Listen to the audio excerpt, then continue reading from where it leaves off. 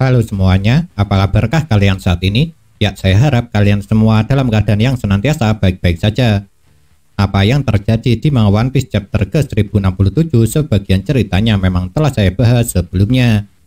Tapi meski sebagiannya sudah dibahas, bukan berarti sisa jalan ceritanya tidak menarik. Oleh sebab itulah, karena sisa ceritanya menarik, akhirnya saya putuskan untuk membuat pembahasannya kembali. Kejadian menarik pertama yang saya tangkap di chapter ini ialah mengenai ketakutan yang dimiliki oleh Jewery Bonney. Karena ternyata meski dia seorang bajak laut, Bonney sangat takut dengan yang namanya serangga.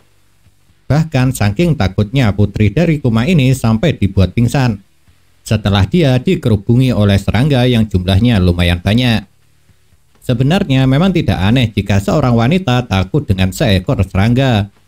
Tapi hal itu menjadi aneh kalau wanita tersebut merupakan seorang bajak laut. Apalagi sekelas Bonney yang berhasil menjadi salah satu bajak laut generasi terburuk. Seperti yang kalian tahu, buah iblis yang dimakan oleh Momonosuke adalah hasil ciptaan dari Dr. Vegapunk. Dan buah iblis ini oleh Vegapunk dianggap merupakan sebuah produk gagal. Padahal jika diperhatikan, buah iblis tersebut nampak sempurna untuk menirukan semua hal tentang buah iblis kepunyaan Kaido. Dan mengejutkannya, alasan kenapa buah iblis yang dimakan Momo ini dianggap gagal oleh Vegapunk ternyata hanya lantaran warna perubahan naga Momonosuke tidak sesuai dengan Kaido. Sebab seperti yang kalian tahu sendiri, wujud naga Momo berwarna pink, sedangkan wujud naga Kaido mempunyai warna biru tua. Jadi lantaran alasan yang sangat sepele karena perbedaan warna inilah kenapa Dr. Vegapunk mengatakan buah iblis ciptaannya itu menjadi produk gagal. Dan anehnya pemerintah dunia percaya begitu saja tanpa menanyakan kepada Vegapunk kenapa buah iblis yang dimakan Momo ini bisa menjadi produk gagal. Dan dari kejadian ini sekarang terungkap jika bahwasannya orang paling jenius di dunia One Piece tersebut merupakan orang yang sangat perfeksionis sekali. Robot kuno yang ditemukan oleh kelompok Luffy memang dikatakan telah dibuat sejak 900 tahun yang lalu. Atau juga bisa dibilang robot tersebut dibuat pada zaman abad kekosongan. Dan robot ini sekitar 200 tahun lalu juga dikatakan pernah menyerang Merijoa.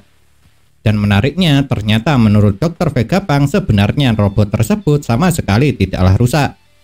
Hanya saja robot itu kekurangan energi yang membuatnya tidak bisa lagi bergerak. Dan sayangnya meski Vegapunk merupakan orang yang sangat jenius, dia juga sama sekali tidak mengetahui energi apa yang dibutuhkan robot tersebut supaya bisa bergerak lagi seperti dulu. Lalu yang lebih mengejutkannya lagi, ternyata sejak awal robot itu oleh pemerintah dunia telah disuruh untuk segera dihancurkan. Cuma karena para peneliti sebelum era Vegapunk sangat penasaran dengan teknologi robot tersebut, akhirnya mereka tidak mau melakukannya. Jadi pada akhirnya robot tersebut secara turun-temurun jatuh kepada para peneliti. Dan pemerintah dunia sama sekali tidak mengetahui kalau robot tersebut masih ada sampai sekarang dan tidak dihancurkan.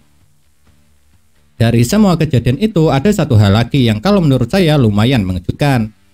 Karena di chapter ini Dr. Vegapunk tiba-tiba meminta kepada Luffy untuk membawanya pergi dari Pulau Egghead. Untuk sekarang kita memang masih belum tahu alasan kenapa Vegapunk meminta Luffy untuk membawanya pergi. Namun yang jelas orang paling jenius ini sempat berucap jika kedatangan Luffy ke Pulau Egghead merupakan sebuah takdir. Selain itu di chapter ini diketahui pula jika anggota CP0 juga mengetahui kalau Jewery Bonney berada di Pulau Egghead. Oleh sebab itu, karena telah sampai di pulau tersebut, akhirnya mereka juga membuat keputusan untuk membunuh putri Kuma itu di saat nanti bertemu. Dan seharusnya anggota CP0 akan sedikit kesulitan untuk masuk ke Pulau Egghead. Pasalnya, Saka membuat keputusan untuk menolak permintaan mereka untuk berlabuh. Lalu setelah itulah kejadian dialihkan di kerajaan Kamabaka, di mana di tempat itu diperlihatkan jika Kuma yang tengah diperbaiki tiba-tiba berlari untuk menuju ke suatu tempat.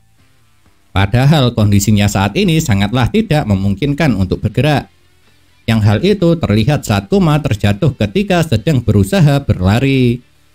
Dan jujur saja setelah membaca manga ini saya berpendapat kalau alasan kenapa Kuma tiba-tiba berlari adalah lantaran dia mengetahui jika putrinya tengah dalam keadaan bahaya. Sebab Bonney sekarang memang tengah diincar oleh anggota CP0. Hanya saja yang jadi pertanyaan saat ini adalah kenapa dia bisa mengetahui hal itu?